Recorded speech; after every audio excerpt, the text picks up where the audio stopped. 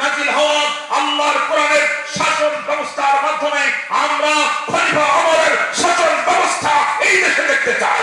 আমরা শাসন ব্যবস্থা এই দেশে দেখতে চাই। কোরআনের শাসন ব্যবস্থা দেখার জন্য যদি পকেটের টাকা দিতে হয় টাকা দিব, যদি জমি বিক্রি করতে হয় জমি বিক্রি করব, যদি হাত কুরবানি করে দিতে হয় হাত কুরবানি করব, পা কুরবানি করতে হয় পা কুরবানি করব, চোখ কুরবানি করতে হয় চোখ কুরবানি করব, ওই যদি কল্যাণ দিতে হয় হাসি মুখে কল্যাণ দেব। বাংলাদেশকে কোরআনের পার্লামেন্ট বানাবো। কারা কারা দিয়েছেন তো হাত তুলে আল্লাহকে দেখা।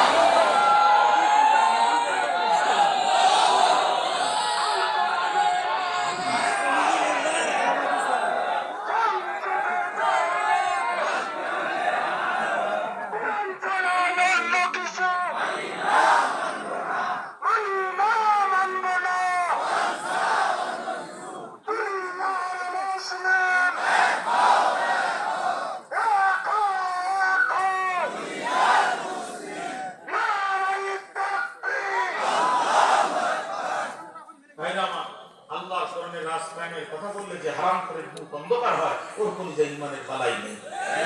ওর চেহারার দিকে তাকিয়ে বক্তব্য দেওয়ার মতো অত অভাব আমার পড়ে নেই।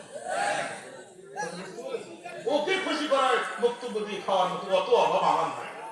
পরিষ্কার কোরআনের রাজকায়েম হবে, এতে তার মুখ অন্ধকার হয় না, মুসলমান বাচ্চা হতে পারে না।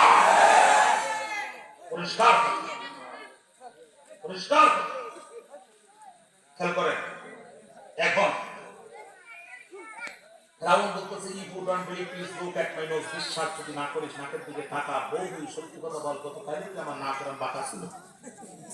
আম্মা আসিয়া বলছি তুমি তো মানুষই বাঁকা। বলছে না রে, এই বাচ্চা খাওয়া বেড়েছে, আমার নাকে হাত দিয়ে বেঁধে গেছে। এই বাচ্চারা স্বাভাবিক খাবার ওজন স্বাভাবিক, এই খাবার ওজনই বলে দিচ্ছে মুসা পরিচয় গোপন করে ঢুকেছে, এখানে বড় হবে। হঠাৎ করে আমার রাষ্ট্রের ভিতরে গোপন দাওয়াত করে একদিন রাষ্ট্র দখল করে বলবে আর মানি না, ইনিল হুকম ইল্লা লিল্লাহ, আইন চলবে আল্লাহ, আল্লাহুল খালকু ওয়াল আমর, ওই জমিন যার আইন চলবে তার। আসিয়া বলতে ফেরাউন যত গরম বক্তব্য তো লাভ নাই, ক্যান্টনমেন্টের মারামারি আর তোমার সংসারের গোষ্ঠী মারি। এখন হিসাব করে দেখো কোন পথে তুমি দিবা পারি। ফেরাউন তখন মাথা ঠান্ডা করে বলে ঠিক আছে তুই যা চাইছিস তা হবে, এখন কি করবো? ভাই শুধু হবে না, তোমার আরো কাজ করতে হবে। ভাই কি?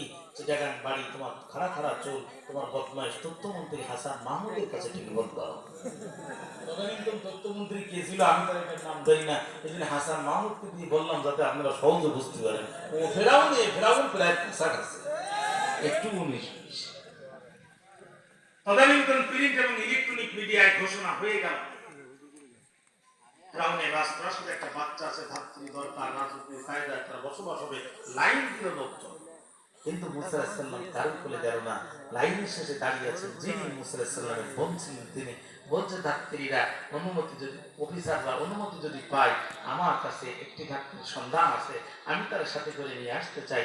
অফিসাররা বললে তাহলে তো খুব ভালো হয়, এই বাচ্চা নিয়ে আমরা আসি পড়বে কায়দায়, অনেকক্ষণ হলো সে কিছুই খায় নাই, আমরা এখন কি করি উপায়?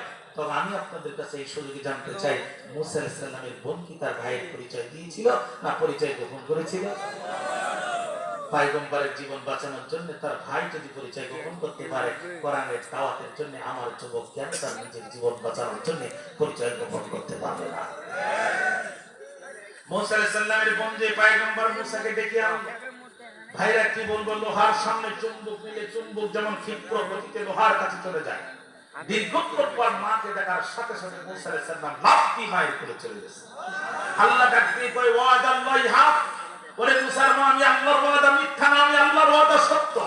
তোর মুসাকে তোর কোলে ফিরাই দিলাম, নদী পথ ঘুরাই নিয়ে এসে জীবনের নিরাপত্তা দিয়ে দিলাম। যে ফেরাউন মারার জন্য সারা দেশে সাহসী অভিযান চালাইছে, সেই ফেরাউন এখন তোর মুসার জীবনে নিরাপত্তা দিছে।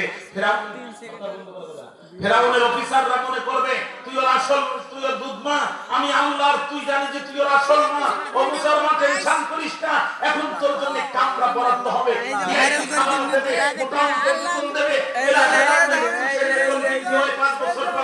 তোর বেতন বৃদ্ধি হবে তোর ইচ্ছার উপর। তুই শুধু একবার বলে ভালো লাগে না,